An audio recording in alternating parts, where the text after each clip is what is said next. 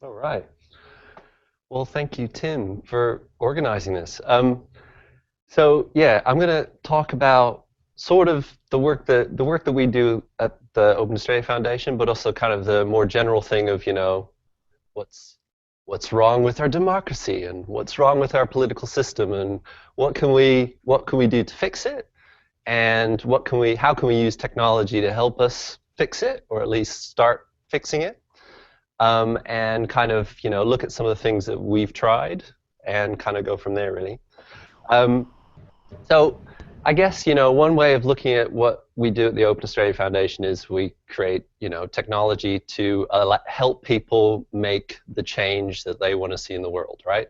And that's a very kind of vague thing to say, but really that's in a way it's another way of saying how can we get people involved in their communities, involved in politics, so that when they see something wrong in the world, they don't just go, nothing to do with me.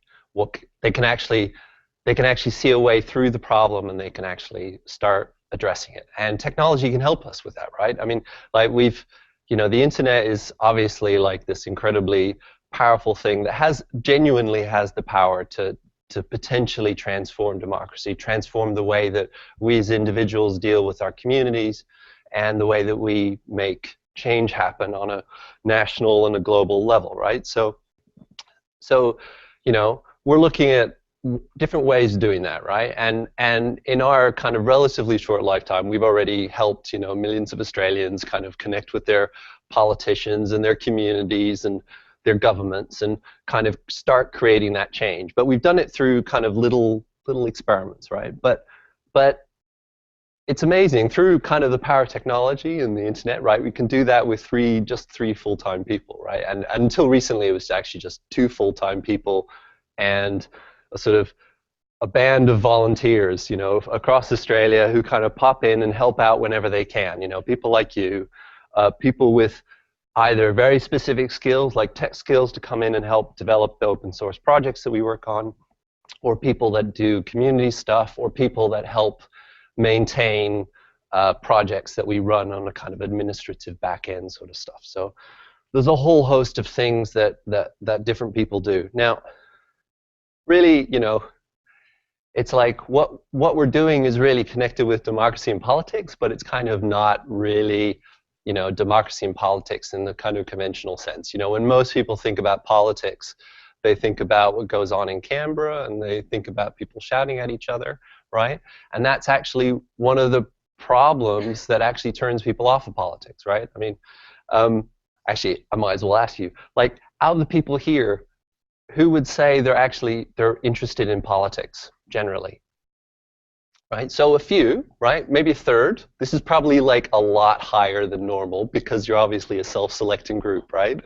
But of the people that didn't put up their hands, right? Like, what are some of the reasons that you're not interested in politics? Like, just name some random things, like, must be a few. There's tons of reasons not to like politics, right? It was pretty futile to get into. Yeah? So it was the loudest. Yeah, so it's kind of loud and futile, and it's not worth your energy, right? Yeah. Any other things? A lot of energy goes into being adversarial rather than putting it all into Yeah. So really adversarial. It's not like taking best advantage of communities, people working together to achieve common goals, right? Yeah. So those are like really common reasons of things to dislike about what we think of as politics, right? But if you take a step back and you kind of think about politics and democracy not as like the political system that we have and the kind of the people shouting at each other in Canberra, but we think of it as the way that individual people, look at the world and go, this is wrong. We can do better than this. Like, let's like today, right? I was traveling on public transport, and the design behind the whole ticketing system is ridiculous, right? It's so stupid.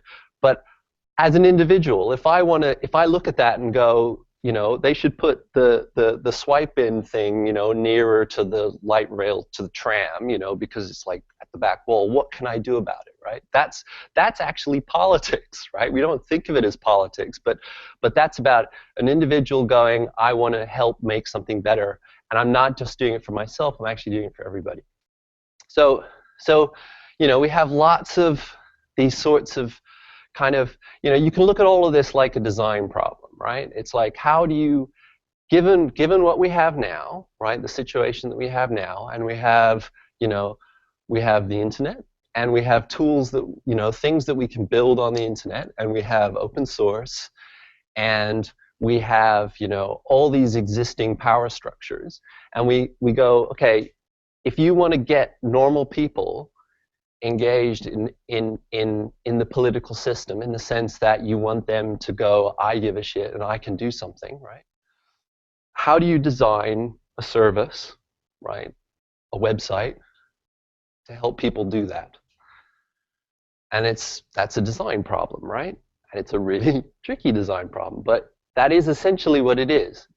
And if you look at it like that, the work that we do at the foundation is kind of, you can almost view them like little experiments, right? So we've created over the course of our short life, we've created something like 6 or 7 major projects that are all actually little experiments, right? They're all little attempts to kind of take a narrow slice of a problem and try to find some kind of solution to it. And in the process, we're seeing what works and what doesn't work, but we're also creating sort of a new kind of infrastructure, which is sort of like civic infrastructure, right? It's like basic bits of technology you need to help people make the world a better place, right? So the bulk of my talk today is just to kind of actually to run you through the things that we do and how they work, and kind of, just give you an overview of that. But before I dive into that, I guess I should probably, talk about this whole citizens versus customers thing, because it is in the title of the talk. And what it is, I guess, is, in many ways, what we're doing is creating online services for ordinary people that lots of people think are government services. Actually, they look at what we create, and often they mistake us for actually being the government, right? But it's not because we act like the government, but it's because we're providing things that people usually think of as government things. But thing is, you have that, but we approach it in a very different way. And I think I would argue that what informs the way that governments deal with citizens online right now is actually a kind of very old-fashioned kind of customer kind of approach to people, right?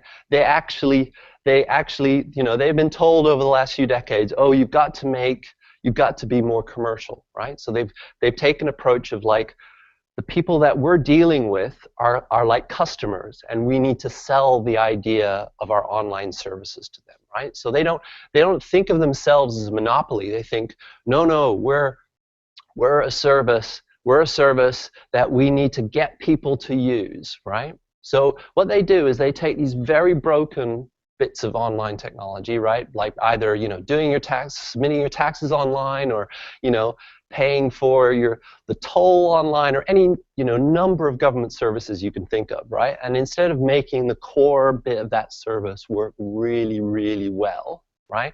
They just kind of put a layer of kind of marketing schmuck over the top, right? Lipstick on a pig, right? They just kind of go, we've really got to get people to use it, and the answer is marketing, because that's what they do in the commercial world, right? Now, the funny thing is, obviously with the online stuff, the notion of a customer is kind of massively shifted, and I think, the approach that Google has traditionally had is a really interesting one, right? Where it's not about, marketing the shit out of something. It's about building something that the core of it is really good, right? And knowing and understanding that people have a choice to go to you or not, right? And so what we've done at the foundation is kind of take the approach of like, well, let's try to build services on top of the existing stuff, right, that kind of seamlessly works over the top of what we currently have, but kind of transforms that whole experience for a user into something that's so much simpler, right? And it's like treating them like a citizen in the sense of going, you know, we're going to respect this person, right? And they're not someone we're selling an idea to. We're here to provide a service for them, and we're going to make that service as seamless as possible. Now, you know, we've achieved this to lesser or greater degrees with our different projects. Um, but at least you can get an idea of where we're coming from, right? And in a sense, you know, everything that we do, you have to take from the point of view of like, this is a tiny team doing something on a minimal amount of money. But given that, I think in terms of the number of people we've reached, the amount of, we've achieved an enormous amount. So I should probably start at the beginning, which is our actual first project called OpenAustralia.org. And this is where we actually get the name of our foundation from, as you probably guessed. And it all actually begins with these books, right? And what these books are is like the official record of what goes on and is said in Parliament, right? Books on a bookshelf, right? Like not very helpful, right? And that until very, very recently, I think sometime in the 90s, that was the only way to get access to the official record of what was said by whom in Parliament, right? So if you wanted to follow a political debate or kind of understand anything about, you know, what was going on out over there in Canberra, you had to look at those books. Now, thankfully, the official Parliament House put those things online, right? And I think it was sometime in the 90s. And when we first launched OpenAustralia.org, this is what the official one looked like. And really, it is like the most literal transformation of a book into a web page, right? They've just kind of literally gone, you know, there's a page for the day, and they still have page numbers in there, you know, like as if it's a book, you know, and people actually still, like if you want to refer to a bit in the Hansard, which is this transcript, you still actually refer to it by page number, even though no one actually looks at a book. It's really weird. So the problem with this, right, is okay, it's, you know, it's fine for archiving, it's fine for, you know, for like a historical record, but the problem is like if you want to have anything as an individual to do with the kind of the political system out there, you know, in Canberra, and you want to kind of understand, you know, the thought that goes into making the laws behind, you know, in our country, that's what you'd have to look at. And that presentation's got nothing to do, absolutely nothing, there's nothing alive about it, right? So what OpenAustralia.org does is kind of just take that data, we basically scrape it, and we republish it in a different form that makes it much more of a living document, right? This is a very old website now. It basically hasn't changed like in the, you know, in the fundamentals since we launched it. And what it, you know, you can read, you can do things like, obvious things like read about people, but read what they say, but, you know, just like even simple things of just having a picture next to the person who's talking, right, is actually surprisingly helpful. But the really important thing about the site is that you as an individual, you know, you don't have to be some crazy politico to get use from this, right? It's not about going, oh, I'm going to read, you know, yesterday's transcripts, because nobody does that. Well, some people do, but they're crazy, right? What you likely do is you're interested in something, right? You either want to follow what your local representative, you know, the person that was elected to represent you in Parliament, you want to follow what they say, so you can basically, you know, put in your postcode, it will tell you who represents you. You can get email alerts whenever they say something, right? Or let's say you're interested in a particular subject, let's say, you know, the environment, right? And you put in environment, and you can get an email alert whenever anybody talks about the environment, right? So what it does is turn this kind of dead historical document into something that's alive and becomes meaningful for you as a individual. Yeah.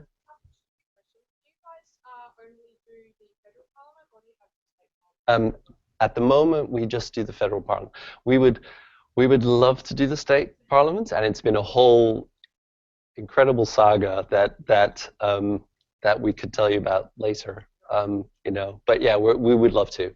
Um, so um, so this is my local member, and every person has a page as well that gives you stats about them, and you know information on contacting them, and them on Facebook and Twitter, and biographies and all sorts of things. But we also include this voting record, and that's a very new addition, right? And that's as a result of our latest project, which we launched at the end of last year, called They Vote For You, and um, I'm going to tell you about that next. Um, but you can also, further down the page, you can see recent speeches and summary stats about that person. So you can kind of get a starting point. If you don't know anything about them, you can get a starting point for kind of exploring, right? Because this is what this is about. This is not about, you know, what we do is entirely politically neutral. We're creating a platform for other people to use, right? So we're just presenting information so that people can use that information to come to their own conclusions. Okay, so They Vote For You. So this came out of a long-standing thing of like the fact that the first website was OpenAustralia.org, which it's mostly about what people say in Parliament, right? But what's largely neglected is actually how politicians vote in Parliament, and it's the votes on bills, which are the things like which are the amendments to kind of the law of our country, right? Which are the things that determine, things that happen in our life, right? So it's actually the votes that are really the crucial thing, right? And so we created this site called They Vote For You, which focuses purely on the voting side, right? And this was thankfully made possible by a grant from Google Australia, a donation from Google Australia, sorry. And it took us a fair old while to build, because it turns out that getting the data is difficult, and making it work solidly, and also understanding all the little finiggly weird little things that go on with voting, surprisingly complicated. But our objective with the foundation stuff is always like try to remove as much of that complexity as possible. So we kind of really take it down to the really fundamental things. And we did I think some important things with this site. So it starts with just finding out who your representative is, right? This is just a little bit about what the site is. Forget what politicians say. What truly matters is what they do, and what they do is vote to write our laws, which affect us all. And one of the motivations for the site was actually that nobody talks about this stuff, right? The mainstream media don't talk about votes, right? And the reason they don't talk about it is because we have this incredible system where all the parties pretty much enforce their people, their MPs, to vote along party lines. So we have this very, very strict party line system, right? And the problem is it's actually a fundamental structural problem with the way Australia's interpretation of our Westminster parliamentary system. And so with this site, what we've done is kind of strip parties away, and made it much more about, I'm an individual, I live somewhere, I now have a representative in Parliament, right? And that representative, under our system, believe it or not, doesn't matter if you voted for them or not, they're there to represent you and the area's needs. It doesn't matter if you voted for them, right? That's their job, is to represent you. And this is my representative, right? Doesn't matter if I voted for her, she's still there to represent me. But if I can't say to her, I think you should vote differently than this liberal party policy, right? Then there is no way for her to truly represent my constituency's needs, right? And that might be different. The electorate's needs might be different than the sort of official party line on something, right? So here we've basically stripped away parties, and we've gone, okay, this is your representative, this is how they vote, right? And get very, very high level overview of how someone votes, voted very strongly for a minerals resource rent tax. Uh, and, you can find out what they voted strongly against, strongly for, whatever. How do you measure the strength of the vote? Okay, so Binary function? the way this works, which I wasn't planning to go into, but I'll very briefly outline, is that basically each one of those things is what we call a policy. So it actually encompasses a whole series of votes. So basically you have an area, right, that you might where a whole series of votes relate to a particular subject. And then those votes are assigned to the policy, and it could say if you're for same-sex marriage, you would have voted yes here, you would have voted no here, you would have voted yes here. And then we have a way of basically automatically comparing the person's votes against that policy and then matching the strength of that. And if you drill down, basically you can see how exactly that's calculated.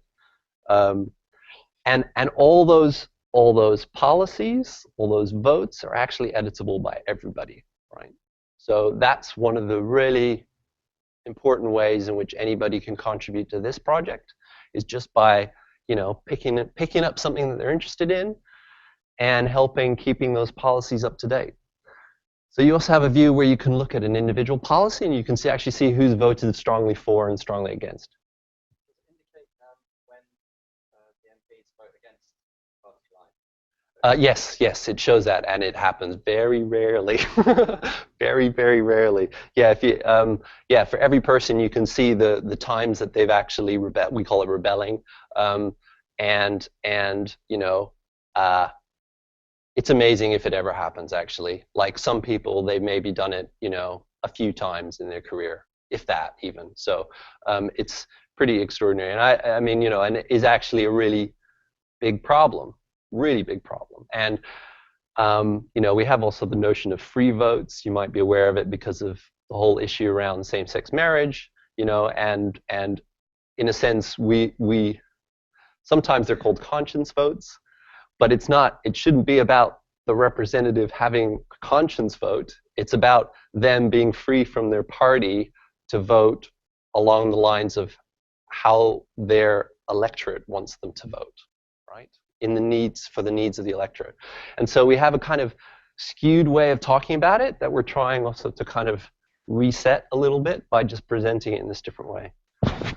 Okay, I'm probably talking longer than I should, so I'm going to move a little faster. So planning alerts is kind of at the other end of the spectrum, and it's all about finding out what's being built and knocked down in your area, right? And you might say, what is this politics, right? But given what I said at the beginning, this is politics, right? This is about going, I don't want that person to build an extension down the end of the road. That's politics, right? Because we all have a say in how our community, how our area is built. And so this is about going, you put in where you live, you put in your email address, anytime anything new is planned to be knocked down or built, you get an email alert about it, and you click on that. Oh, well, I'm stepping ahead of myself. You click on that, and then you can kind of complete the loop by actually commenting on that application, and then that actually drives into the official process. But we do this in a way in which it's really, really easy for people to do this. And they don't even realize that they're kind of getting involved in the local planning process. They're just making a comment on an application, right? So we send out kind of roughly 60,000 email alerts a week, something like that. It's a massive scraping exercise, and I will talk a bit more about that too. Yeah. So this is what one of these email alerts looks like, and you click on one of those things, you find out more about a particular place, thing that's happening, where it is, see what they're planning to do, alterations to front of house. You can see what other people have commented, so it's all done out in the open, right? Whereas the normal planning process is, ooh, you find out about a DA and you send it off to the council and it goes off into a black hole, right? Here it's about making that stuff public and visible and creating a public discussion around something, but it also behind the scenes actually gets emailed off to the council, right? And you can add your own comment, and that feeds into that process. So behind the scenes, what drives planning alerts is actually a massive scraping endeavor, right? And we've had, well, massive by our standards. It's about we basically scrape local council websites, and we've got about 100, bit over 100 different scrapers for councils across the country, and we cover about 50% of Australia's population right now. And the goal is to keep expanding that, right? Which is to write more scrapers. Volunteers often pitch in with scrapers for where they live, and we've had kind of ad hoc bits and pieces. Yeah. Have you managed to get that on-scraping solution, like an agreement with a council to say, hey, please give us the same Yep. information in this format? That would absolutely be the ideal world, but what we've found is that you would not believe the lack of technical ability that local councils have, for starters. But having said that, there is some interesting stuff going on in New South Wales, which we're very heavily involved with. There are about 3 councils, but out of 100 that we cover, out of about 500.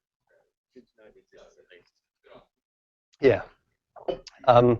So we're working with New South Wales Planning Environment, where we've helped create actually a publishing standard, basically very simple publishing standard for development applications.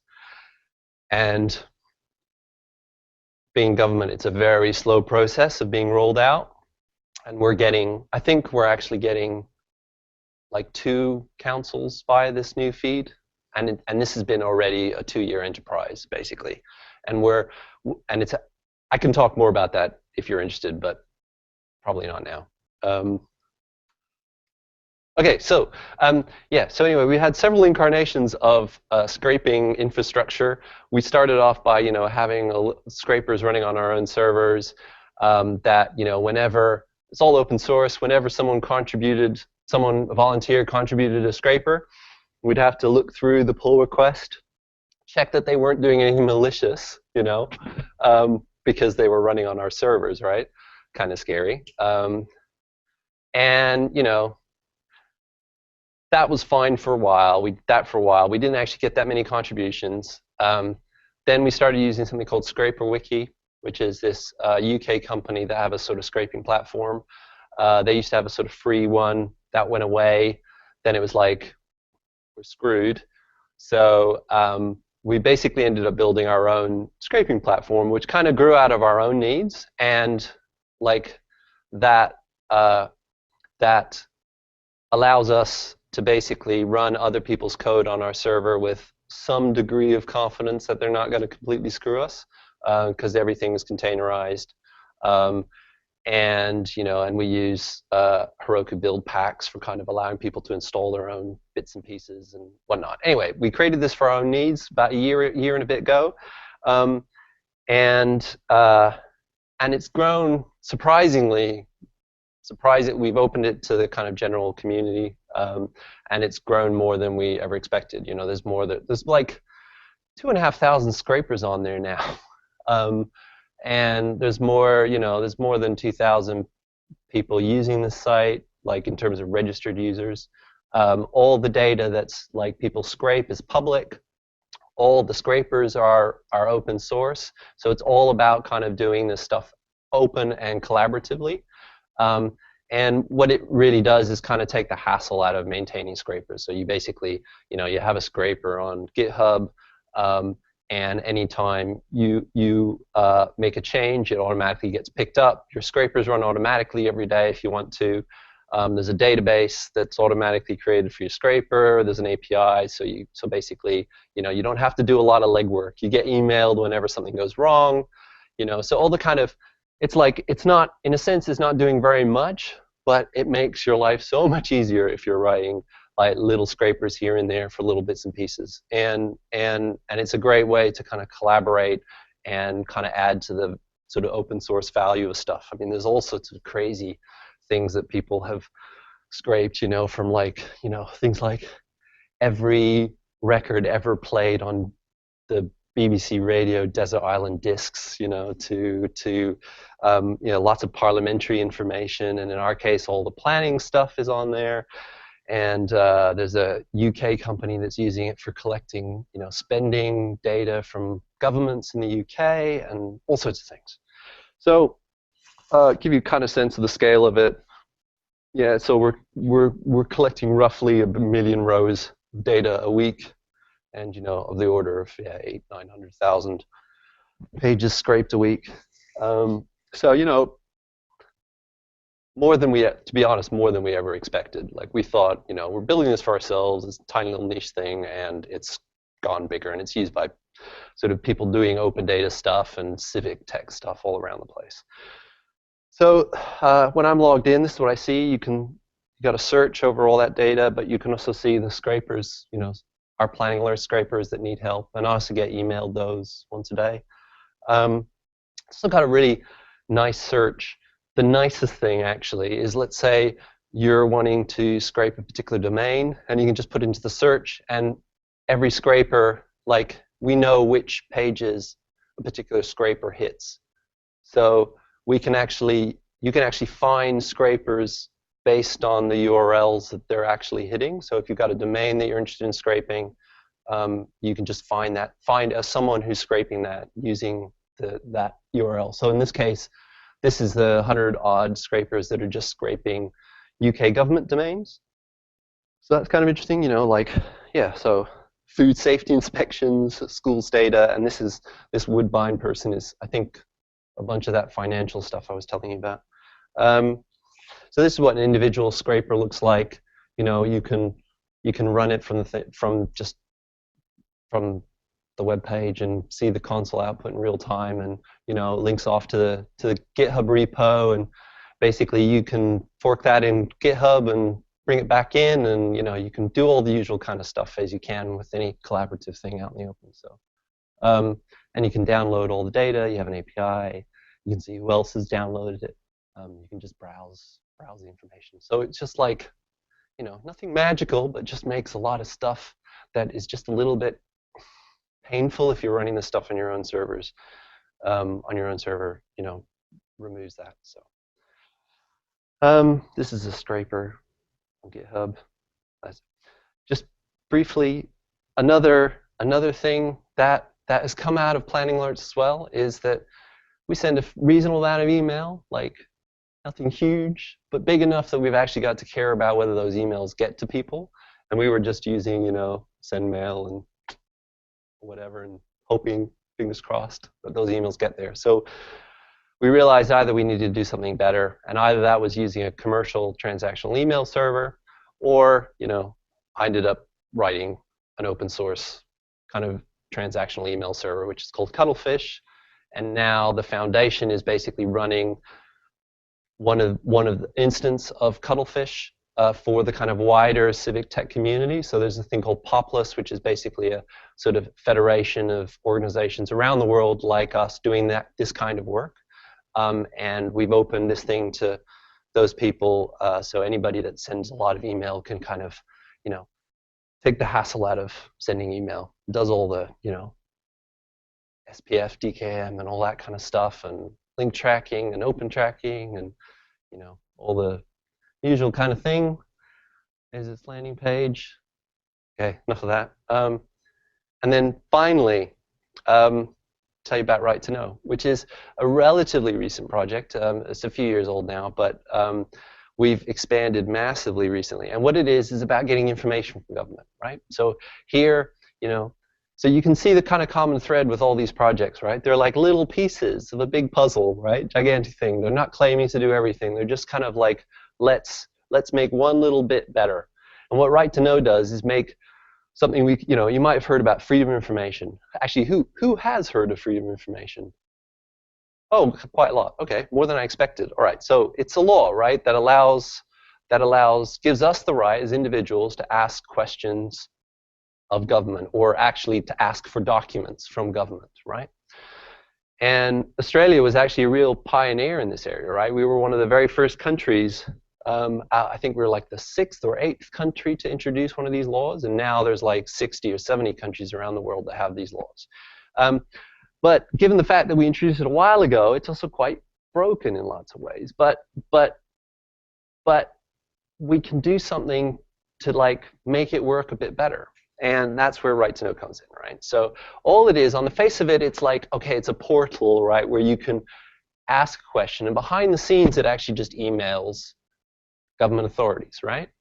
That's simple on the face of it, right? But the real power of it is that when that authority replies, right, it actually goes back to the site, and that reply is also published as part of the whole paper trail for that question. So not only is it about asking a question of government, right, you actually see what happens during the process. And when information is finally released, assuming that that's what happens, right, it's published on the site. So the idea being that not only does that information automatically get published, so it's available to anybody who wants it, right? You as an individual, you can look at what other people have requested and you can learn from that process, right? Because to most people who've never done a freedom of information request, right, unless they're a journalist, in which case they're probably actually equally as scared of it. They're actually intimidated by the process. They don't know what to do, right? And here you can just look at what other people have done and learn from it, and you'd be amazed. You can actually just dive in and do it. You might find it a little bit of a frustrating process, but you can learn about it as you go along, and you can see, and there's a really good, continually growing community of people who help each other out. So this is like an example of one of these requests that was quite interesting. I'm just kind of picking this out because I think it's sort of quite appropriate, which is, this is someone who was going, okay, can I do a freedom of information request for a piece of software, right? And it turns out, believe it or not, that the way the Senate votes are conducted, which is the votes for our upper house at the federal level, right? They're all conducted by the Australian Electoral Commission. But our voting system is so complicated that we actually need a piece of software to assist in the counting of those votes, and kind of tallying and working out how the preferences flow and all that kind of crazy stuff, right? But even though the AEC is like a government thing, that software is an open source, right? We can't inspect that software to see that it's doing the right thing, right? Which is kind of scary, given the fact that people get elected with this, right? So this guy, bless his cotton socks, put in an FOI request saying, please give me the software. Now, long story short, it actually got refused. It actually went as far as getting in, questions being asked in Parliament about it. And I was sort of semi-accused of of harassing the AEC with this other guy, even though we've never met. It was very strange, but I won't. You can follow the paper trail if you read that request. That's it. So I hope this gives you. It's really just the briefest. Even though I probably talked much longer than I intended to. It's really just the briefest kind of overview of our kind of major projects, and there's a whole lot more. So there's a whole lot more. So don't think this is everything. But this is just a taster. So if any of this stuff interests you, I hope you stay around, today. And we're having another thing tomorrow. I'm hoping, is Tim around? He's left now. Okay. I'm hoping Tim will actually come and explain a little bit more about what happens. But before then, do you have any more questions? Hello, Tim. How do you know in an automated way when a scraper is broken rather than just producing garbage? We have the most sort of naive thing, basically, which works surprisingly well. So there's two things. Morph itself will email us when there's